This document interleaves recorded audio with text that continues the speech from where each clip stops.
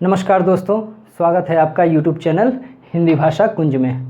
दोस्तों, आज मैं आपके सामने सूर्यकांत त्रिपाठी निराला जी की कविता ध्वनि, इसका सार, इसकी व्याख्या मैं प्रस्तुत करूंगा। मैं कोशिश करूंगा इस कविता के अर्थ को खोलने की।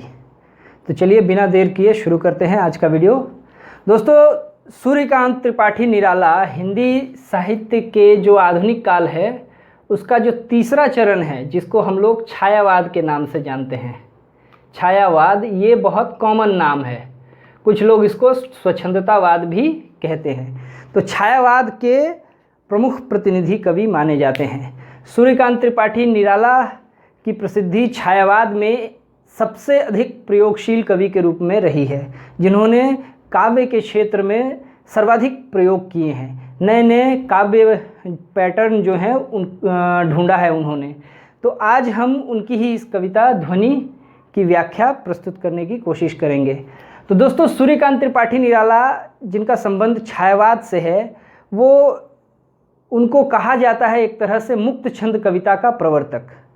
तो मुक्त छंद कविता का प्रवर्तक उस अर्थ में हम नहीं कहेंगे, हालांकि उनसे पहले भी जो है मुकुटधर पांडे वगैरह जो द्विवेदी युगीन कवि थे, उन्होंने मुक्त छंद की तरह की कविता लिखी। किंतु निराला ने जो है प्रयास किया, वो प्रयास कविता को छंदों के बंधन से मुक्त कराने वाला। तो निराला जी ने कविताएं लिखी जो छंदों के बंधन से बंधी नहीं थी। उसमें आवश्यकता अनुसार विस्तार हो सकता था, संकुचन हो सकता था। वो इस तरह से उन्होंने कविता को छंदों के बंधन से मुक्ति दिलाई, और आगे चलकर तो कविता में छंद जो है उसका कोई बंधन ही नहीं रहा, यानी पूर्णतः छंदों के बंधन से मुक्त होकर लिखी गई। मुक्त कविता नहीं, बल्कि एकदम स्वतंत्र रूप से छंद मुक्त कविता लिखी जानी शुरू हुई, और आज के दौर में वैसे ही कविताएं लिखी जाती हैं। तो सूर्यकांत त्रिपाठी निराला की जो कविता है, ये ध्वनि, ये कविता वास्तव में उनकी अपनी गाथा है।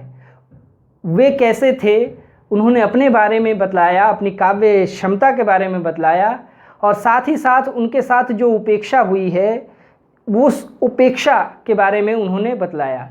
तो ऐसा कहा जाता है कि जब छायावाद का अंतिम दौर चला, यानी 1936, जिसको माना जाता है छायावाद का अंतिम समय, जो लगभग आपके 1920 से लेकर के 36 तक ये दौर चला है छायावाद का।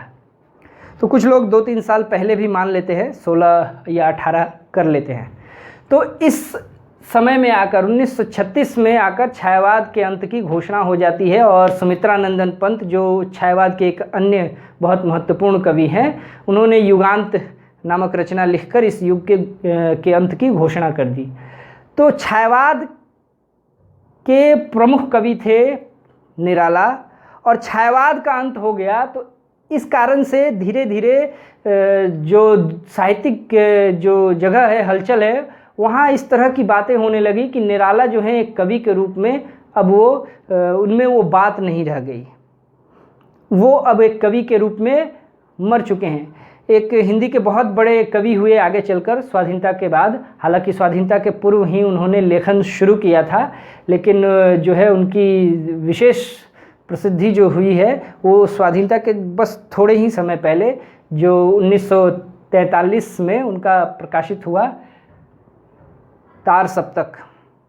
तो उसके बाद से जो है वो प्रसिद्धि उनको मिली। उनका नाम है अज्ञेय, सच्चिदानंद हीरानंद वात्स्यायन अज्ञेय। उन्होंने अंग्रेजी में एक लेख लिखा था, उसमें उन्होंने कहा था कि Nirala as a poet is dead. एक कवि के रूप में निराला मर चुके हैं। तो ये बात जो है साहित्यिक हलके में सुने जा रही थी, ये बातें आ रही थी। तो निराला ने जो है इसका उत्तर दिया अपनी कविता के माध्यम से। उन्होंने कविता लिखी, अभी न होगा मेरा अंत। निराला एक ऐसे कवि हैं आधुनिक काल में जिन्हें सबसे ज़्यादा आलोचना झेलनी पड़ी है, बहुत ही अधिक आलोचना का सामना करना पड़ा है उन्हें, और एक तरह से वो बिल्कुल अकेले थे। उन पर जब आलोचनाएं हो रही थी, आलोचनात्मक हमले किए जा रहे थे और बड़े बड़े दिग्गज लोगों द्वारा किए जा रहे थे, उनके प्रयोगों को जो है मुक्त छंद का जो प्रयोग किया उन्होंने, उसको केचुआ छंद या रबड़ छंद के नाम से लोग जो है वो मजाक उड़ाने लगे निराला का। तो केचुआ छंद कुछ लोग कहते थे, केचुआ छंद, कुछ लोग इसको रबड़ छंद भी कहते थे। तो इस तरह से ये नाम देकर उनका मजाक उड़ाया जाने लगा, उनके प्रयोगों का। तो ऐसी स्थिति में निराला जो थे वो बिल्कुल अकेले थे, लेकिन अकेले उन्होंने इन सब आरोपों का सामना किया और उनका उत्तर देने की कोशिश की। और जब ये कविता उन्होंने रचना की, इस कविता में उन्होंने अपने उन सारे आक्रमणों को सजीव करके रख दिया।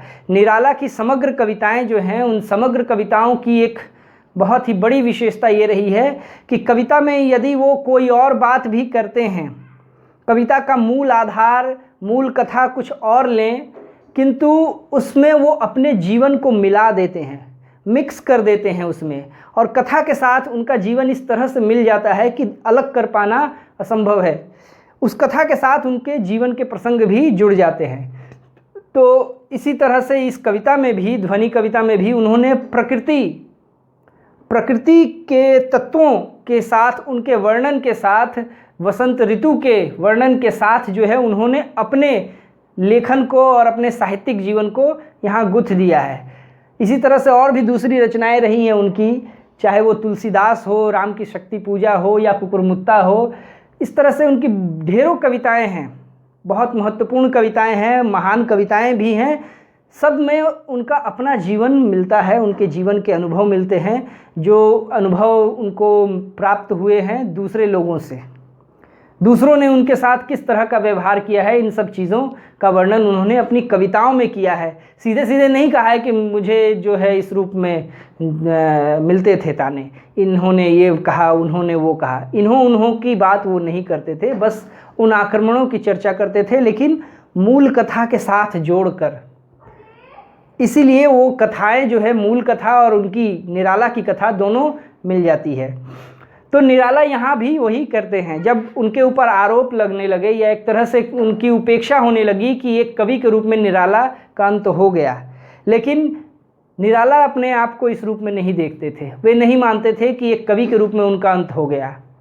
जब ये कविता लिखी उन्होंने, तो कई सारे आलोचक थे, वो कहते थे कि ये बड़ा बड़बोलापन है, ये अपने मुँह मियाँ मिट्ठू वाली बात है, या ये खूब जो है अपनी बढ़ा चढ़ाकर प्रशंसा कर रहे हैं ऐसी।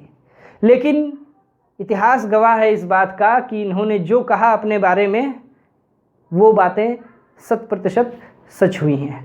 निराला में सच में इतनी प्रतिभा थी कि वो एक काल सीमा में बंधी हुई नहीं थी।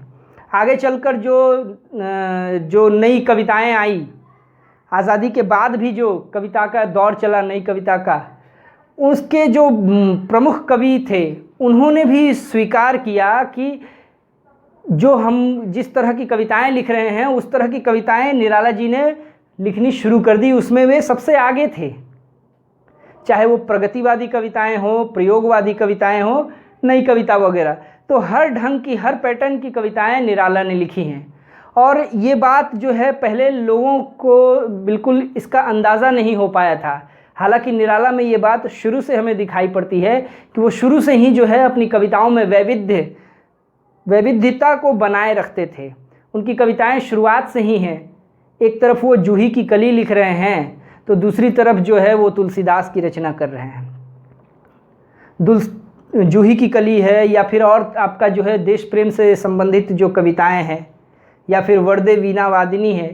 तो इस तरह की कविताएं लिख रहे हैं और उधर दूसरे तरह की कविताएं लिख रहे हैं। तो ये चीज़ शुरू से ही निराला जी में देखने को मिलता है। तो निराला अपने ऊपर हो रहे इन आरोपों के हमलों का जवाब देते हुए ये कविता लिखते हैं। वे कहते हैं, अभी न होगा मेरा अंत, अभी मेरा अंत नहीं होने वाला है। क्यों? अभी अभी ही तो आया है मेरे वन में मृदुल वसंत। मृदुल का अर्थ जो है वो होता है कोमल। मृदुल का अर्थ होता है कोमल। यहाँ मैं शब्दार्थ लिख दे रहा हूँ, आप लोग लिख लीजिएगा। तो मृदुल यानी कोमल, सॉफ्ट। तो वसंत जो है, कोमल वसंत का आगमन अभी अभी ही तो हुआ है मेरे जीवन में, अभी मेरा अंत कैसे हो सकता है। तो वसंत ऋतु में क्या होता है, पेड़ पौधों में फूल खिलते हैं, प्रकृति जो है वो बिल्कुल रंगों से भर जाती है, तरह तरह के रंग बिरंगे फूल, पत्तियां हरी हरी होती हैं, तो बहुत ही सुंदर दिखता है। और ये क्या है, ये अंत का लक्षण नहीं है। निराला इस बात को अपने साहित्यिक जीवन का अंत उनका अभी नहीं हुआ है, इस बात को बतलाने के लिए वो पेड़ और ऋतु का उदाहरण लेते हैं, वसंत ऋतु का, कि जिस प्रकार वसंत ऋतु का आगमन, किसी भी पेड़ के ऊपर वसंत ऋतु का आगमन जो है वो बतलाता है कि उसमें अभी जीवन है, उसका अंत नहीं हुआ है। तो इसी माध्यम से निराला कहते हैं कि मेरे भी साहित्यिक जीवन का अंत अभी नहीं हुआ है, अभी भी मेरे पास बहुत कुछ है देने को, जीवन चल रहा है मेरा। जिस तरह से वसंत ऋतु में पेड़ पौधे जो हैं वो फूलों से लद जाते हैं, उनकी शाखाएं कोमल होती हैं, पत्तियां हरी होती हैं, ये तो जीवन का लक्षण है, ये तो मृत्यु का लक्षण नहीं है। निराला इज़ नॉट डेड। तो उन्होंने ये कहा, और यही है इस कविता की मूल पंक्तियाँ। ठीक है, यही भाव आगामी पंक्तियों में भी व्यक्त हुआ है। तो कहते हैं निराला कि अभी न होगा मेरा अंत, अभी अभी ही तो आया है मेरे वन में मृदुल वसंत, अभी न होगा मेरा अंत। तो बहुत जोर देकर वो कहते हैं कि मृदुल वसंत का आगमन मेरे साहित्यिक जीवन में तो अभी अभी हुआ है। अरे आप लोगों ने जो देखा है, राम की शक्ति पूजा, तुलसीदास या और भी दूसरी जो रचनाएं मेरी अभी तक आपने देखी हैं, ये तो शुरुआत है मेरी, अभी मेरा अंत नहीं हुआ है। मुझे तो अभी और भी बहुत सारी भिन्न तरह की, अलग तरह की चीज़ें करनी है, मुझे और भी नई चीज़ें देनी है दुनिया को, ये मेरे अंत का लक्षण नहीं है। ठीक है, उसके बाद वो कहते हैं, उदाहरण देकर समझाते हैं कि कैसे नहीं होगा अंत। कहते हैं हरे हरे ये पात, पात यानी यहाँ लिख लीजिए, पात का अर्थ होता है पत्ते, पात मीन्स पत्ते। तो हरे हरे ये पात, डालियाँ कलियाँ कोमल गात। तो ये डालियाँ जो हैं, ब्रांचेज हैं, कलियाँ हैं, बर्ड्स, और कोमल गात, गात का मतलब फिर लिख लीजिए, इसका अर्थ होता है शरीर, गात मीन्स शरीर। तो हरे हरे ये पात, ये पत्ते जो हैं मेरे हरे हरे हैं, डालियाँ कलियाँ, पूरा शरीर, कोमल गात, गात यानी शरीर। तो ये शरीर जो है अभी कोमल है, सॉफ्ट है, ये अभी पूरा बूढ़ा नहीं हुआ है, इसमें जकड़न नहीं है, कोमलता है, सॉफ्टनेस है, ग्रीननेस है। इस कारण से ये लक्षण कहते हैं कि मेरा अंत अभी नहीं होने वाला है। जिस पेड़ में अभी उसके तने हरे हों, शाखाएं हरी हों, उस पर फूल आते हों, उसका पूरा तन जो है वो कोमल हो, उसमें जो है पत्तियां हरी हों, तो इसका अर्थ होता है कि वो पेड़ जो है अभी स्वस्थ है, जीवित है। तो निराला इसी से तुलना करते हुए कहते हैं कि मेरा अंत अभी कैसे हो सकता है, क्योंकि अभी तो मेरा शरीर जो है पूरा कोमल है, मेरे हरे हरे पत्ते हैं, यानी मेरे साहित्यिक जो कर्म है, साहित्यिक क्षेत्र है मेरा जो, उसमें अभी नई नई चीज़ें आ रही हैं, अभी भी उसमें संभावनाएं हैं, पॉसिबिलिटीज़ आर देयर। मैं अभी संभावनाओं से शून्य नहीं हुआ हूँ। तो इस बात को बताने की कोशिश करते हैं निराला कि ये जो डालियाँ कलियाँ कोमल गात, ये पूरा शरीर मेरा कोमल है, अभी ये अंत नहीं होगा, ये अंत नहीं है, अंत के लक्षण नहीं है। उसके बाद है मैं ही अपना स्वप्न मृदुल कर फेरूंगा निद्रित कलियों पर। तो यहाँ देखिए जो है शब्दों का गुच्छ है, स्वप्न मृदुल कर, इन तीनों को आप एक साथ देखिए। स्वप्न जानते हैं, स्वप्न का अर्थ क्या होता है, स्वप्न मतलब सपना। तो स्वप्न मृदुल, मृदुल का मतलब मैंने बतला दिया, उसका अर्थ होता है कोमल। कर, कर यानी होता है हाथ, कर मतलब हाथ। तो मैं ही अपना स्वप्न मृदुल कर, मैं अपने सपनों का कोमल हाथ फेरूंगा निद्रित कलियों पर। मैं अपने स्वप्नों का कोमल हाथ निद्रित कलियों, निद्रित यानी सोई हुई, निद्रित का अर्थ लिख लीजिए सोई हुई, सोई हुई।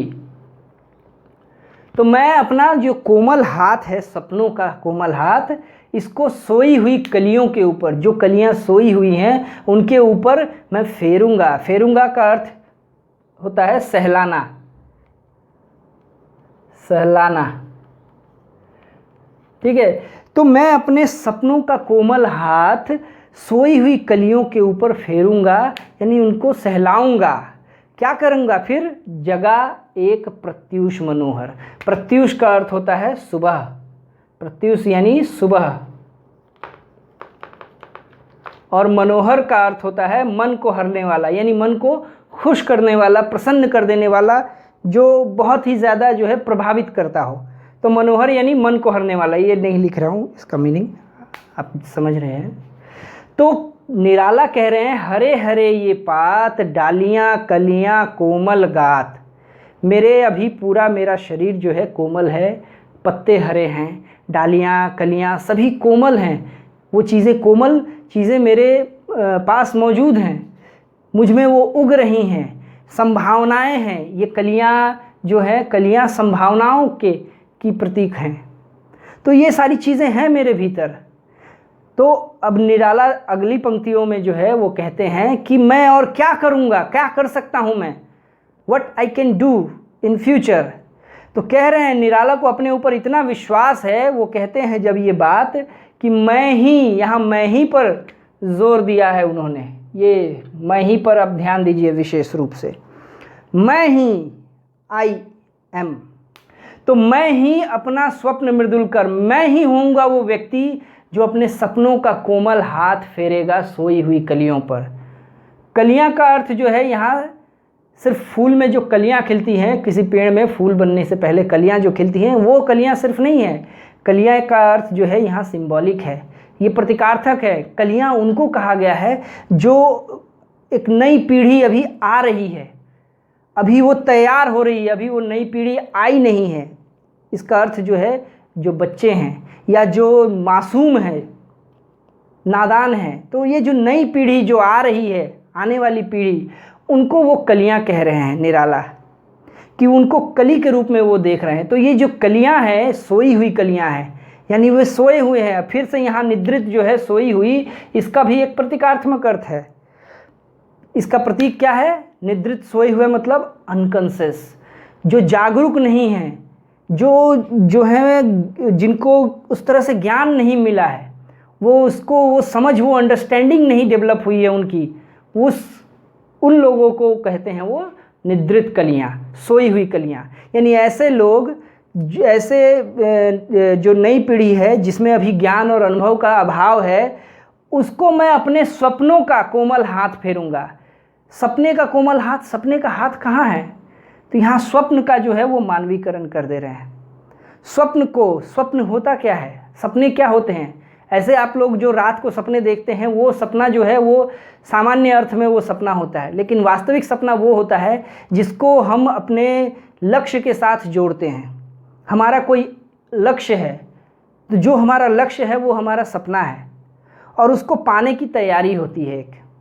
तो निराला के जो स्वप्न हैं, यानी निराला ने जो सोच रखा है, वो जो चाहते हैं नई पीढ़ी को किस रूप में वो देखना चाहते हैं, आने वाली पीढ़ी जो है वो कैसी होगी, उसका जो सपना उन्होंने बुना है, उस सपने का हाथ जो है वो सोई हुई कलियों पर फेरेंगे। यानी निराला अपने सपनों को नई पीढ़ी में ट्रांसफ़र करेंगे।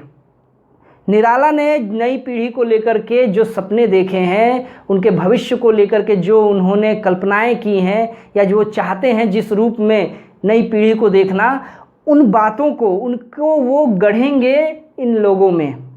ये सपनों का कोमल हाथ जो है वो वास्तव में निराला के जो सपने हैं, जो उनके कामना है, उसको वो कोमलता पूर्वक ट्रांसफ़र करेंगे सोई हुई कलियों में, उनको जगाएंगे। जगा एक प्रत्यूष मनोहर, और तब एक प्रत्यूष, एक सुबह, एक मनोहारी खूबसूरत सुबह जो है होगी, जागेगी उनके जीवन में, निद्रित कलियों के जीवन में। तो सोई हुई कलियां जो हैं उनके जीवन में एक बहुत ही खूबसूरत, बहुत ही मन को हर लेने वाली, मन को बहुत प्रसन्न करने वाली सुबह वे जगाएंगे। कैसे जगाएंगे? तो अपने सपनों के कोमल हाथ को फेरेंगे निद्रित कलियों पर। और कौन? निराला ही फेरेंगे। वो कह रहे हैं, इतना विश्वास है उनको अपने ऊपर कि मैं ही फेरूंगा। यानी निराला को अपनी रचनाओं पर इस तरह से विश्वास है, वो अपनी रचनाओं के महत्व को वो समझते हैं कि आगामी जो पीढ़ी है, आगामी जो हिंदी साहित्य की जो पीढ़ी है, वो उनसे ही प्रेरणा लेगी। और ये बात बिल्कुल सच निकली है। आगे चलकर जो बड़े बड़े कवि हुए हैं, उन्होंने सहर्ष जो है स्वीकार किया है। जिन अज्ञे जी ने निराला की आलोचना की थी शुरुआत में, अपने शुरुआती लेखन के दौर में, Nirala as a poet is dead, उन्होंने ही बाद में निराला की प्रशंसा की। जब उन्होंने निराला की कविताओं को और गौर से देखा, समझने की कोशिश की, तब जो है उन्होंने निराला की प्रशंसा की है। उन्होंने अपने संस्मरण में भी लिखा है। तो ये पोर्शन हुआ आपका। अब अगले पोर्शन में वो कहते हैं कि पुष्प पुष्प से तंद्रालस लालसा खींच लूँगा मैं, अपने नवजीवन का अमृत सहर्ष सींच दूंगा। और क्या करेंगे निराला? और क्या करना चाहते हैं? पुष्प पुष्प से, यानी हर एक फूल से। पुष्प का अर्थ क्या है? ये फूल होता है, आप जानते होंगे, फिर भी लिख देता हूँ। पुष्प का अर्थ फूल। तो फूलों से, हर एक फूल से तंद्रालस, लालसा, ये बहुत ही इंपॉर्टेंट वर्ड है, इसको ध्यान दीजिए। तंद्रालस, तंद्रा यानी नींद, और उसके साथ है आलस। तंद्रा युक्त आलस, तंद्रा धन आलस होता है तंद्रालस। तंद्रा यानी नींद और आलस यानी लेजीनेस होता है। ठीक है, तो नींद और आलस, नींद और आलस की लालसा, लालसा यानी कामना, इच्छा, तो ये खींच लेना चाहते हैं कौन? निराला। पुष्प पुष्प से, हर एक फूल से। फूल कौन है? नई जनरेशन है, वर्तमान पीढ़ी है। तो जो लोग नींद में, आलस्य में डूबे हुए हैं, उनकी कामना भी है नींद में रहने की, सोए रहने की कामना है। बहुत से लोग होते हैं ना, जिनकी आंख खुल जाती है फिर भी ज़ोर ज़बरदस्ती वो सोए रहते हैं, उठाओ कितना भी उठना नहीं चाहते हैं। तो इन लोगों से क्या करेंगे निराला? उनके नींद और आलस्य को खींच लेंगे, ज़बरदस्ती खींच लेंगे। यानी उनकी कविता का जो एक तेवर है, उनकी कविता का एक तेवर, जो जिस तरह से कबीर की अक्खड़ता हमें दिखती है, कबीर में, उनकी कविताओं में दिखती है उनकी अक्खड़ता, वैसे ही अक्खड़ता निराला की कविताओं में भी दिखती है। निराला अपनी कविताओं में प्रहार करने से नहीं एक चूकते, बिल्कुल। जहाँ जहाँ उनको मौका मिलता है वो ऐसे मतलब नकारात्मक प्रवृत्तियों के ऊपर वो प्रहार करते रहते हैं। तो ये खींच लेंगे उन लोगों से जिन्होंने नींद और आलस्य को ओढ़ कर रखा हुआ है, उनसे उस नींद और आलस्य को खींच लेंगे निराला। और फिर क्या करेंगे? अपने नव जीवन का अमृत सहर्ष सींच दूंगा मैं। निराला अपने नव जीवन का अमृत, यहाँ नव जीवन पर विशेष ध्यान दीजिए। अमृत जो है वो अमृत जानते ही हैं कि ऐसा पदार्थ का कॉन्सेप्ट है ऐसा, हालांकि मुझे नहीं लगता कि ऐसा कोई पदार्थ होगा जिसको पीने से ही क्या है इंसान अमर हो जाता है। कोई भी अमर हो जाएगा, उसकी मृत्यु नहीं होगी। ठीक है, तो वो जो अमृत का कॉन्सेप्ट है वो मुझे रियल नहीं लगता है, वर्चुअल है वो। उसके दूसरे अर्थ में हम ले सकते हैं। अमरत्व जो है शरीर से कभी संभव नहीं है, अमरत्व विचारों से भले हो सकता है, हालांकि एक न एक दिन हर विचार को मरना है। तो अमृत सहर्ष सींच दूंगा मैं। कौन सा अमृत? अपने नवजीवन का। निराला अपने नवजीवन का, उन्होंने जो जीवन का अमृत पाया है, निराला ने जो अमृत अर्जन किया है अपने जीवन में, यानी ऐसी चीज़ जो उनको अमरता प्रदान करे, और वास्तव में निराला अमर हो चुके हैं। तो उन्होंने जो अपने जीवन में अर्जन किया है, जो अर्जित किया है, जो अचीव किया है उन्होंने, and those are new things, वो नई चीज़ें हैं, तो वही है उनका नवजीवन का अमृत, जिसने उनको अमरता दी है। निराला को जिस चीज़ ने अमरता दी है वो अमृत है। उस अमृत को वो नया कह रहे हैं, ये नया है, ये पुराना नहीं है। क्यों? इस बात को नव के ऊपर अगर हम ध्यान दें तो नव का प्रयोग उन्होंने किया है ये बतलाने के लिए कि पूर्ववर्ती जो युग रहे हैं, हिंदी साहित्य के पूर्ववर्ती युग रहे हैं, उनकी तुलना में निराला ने बहुत कुछ नया दिया है। तो निराला के जो अचीवमेंट्स हैं, उनके जो उपलब्धियां हैं, वो उन उपलब्धियों को कहते हैं नवजीवन का अमृत, उनके नवजीवन का अमृत है। तो उन्होंने जो अचीव किया है, जो उन्होंने बहुत ही कठिन परिश्रम से जो उन्होंने अर्जित किया है, उसको वो क्या करेंगे, सहर्ष सींच दूंगा मैं, वो सहर्ष खुशी खुशी सींच देंगे। सींचना यानी पौधों को पानी देना, वाटरिंग द प्लांट्स। तो ये जो पौधे हैं, ये जो फूल हैं, कलियां हैं, उनको सबसे ज़्यादा ज़रूरत किसकी होती है, पानी की ज़रूरत होती है। पानी से ही उनका जो है काम सब चलता है, जो आवश्यक चीज़ें हैं। धूप तो मिल ही जाती है, हवा से जो है कार्बन डाइऑक्साइड मिल जाता है, और रही बात पानी की, बहुत महत्वपूर्ण चीज़, तो पानी देंगे उसको। तो पौधे को अगर समय समय पर पानी मिलता रहे तो पौधा जो है फलता फूलता है। तो ये पौधे जो हैं, पुष्प हैं, कलियां हैं, ये वे लोग हैं जो अभी उनकी भूमिका समाज में होनी है तय, अभी वो तैयार हो रहे हैं, जिसको हम लोग कहते हैं नई पीढ़ी या आने वाली पीढ़ी। तो उनको निराला तैयार करेंगे, वो अपने जीवन के अमृत को प्रदान करेंगे, उस अमृत से सींचेंगे ताकि नई पीढ़ी बढ़े। वो कॉपी वाला काम नहीं करेंगे। निराला जो है वो एक टाइप क्रिएट नहीं करेंगे, वो बल्कि अपने अनुभव से उन्होंने जो पाया है उसके माध्यम से पेड़ को सींचेंगे, फिर पेड़ जो है अपना फल खुद देगा। तो ये कविता का बंद हुआ। अब इधर आइए, ये सारे काम करने के बाद होगा क्या लाभ, क्या हो पाएगा, निराला अल्टीमेटली क्या चाहते हैं। फिर कहते हैं द्वार दिखा दूंगा फिर उनको, है मेरे वे जहां अनंत, अभी न होगा मेरा अंत। ये काम करके, यानी अपने जो है स्वप्नों का कोमल हाथ सोई हुई कलियों के ऊपर फेर कर उसको जगाएंगे। पहले एक मनोहर सुबह उसको जगाएंगे उसके भीतर, उसके बाद उसके भीतर जो आलस्य होगा, नींद होगी। जब नींद से भी जागते हैं हम तो थोड़ा सा आलस रहता है, अभी भी नींद की खुमारी वो दूर नहीं होती, तो उसको वो खींच लेंगे। फिर उन्होंने जो अपने जीवन में पाया है, जो अचीव किया है, अर्जित किया है, उसको वो सहज खुशी खुशी प्रदान करेंगे। और ये सब करने के बाद क्या होगा, अल्टीमेटली वो द्वार दिखाएंगे जहाँ उनके अनंत हैं। अनंत जो है सामान्यतः ईश्वर को कहा जाता है, ईश्वर को ही अनंत मानते हैं लोग। तो ईश्वर तक पहुँचने का रास्ता वो बतला देंगे इस तरह से, this is the way we can achieve the God और we can experience the God. ईश्वर की अनुभूति का ये मार्ग जो है वो निराला कहते हैं कि इसके द्वारा मैं बतलाऊंगा ईश्वर तक पहुंचने का मार्ग। यहाँ वो योग साधना वगैरह की बात नहीं करते हैं, यहाँ ईश्वर तक पहुंचने का, ईश्वर की अनुभूति का, ईश्वर के साक्षात्कार का जो वो रास्ता अपनाते हैं, वो रास्ता अगर हम उसको एक वर्ड में कहें, एक शब्द में कहें, तो वो है कॉन्शसनेस।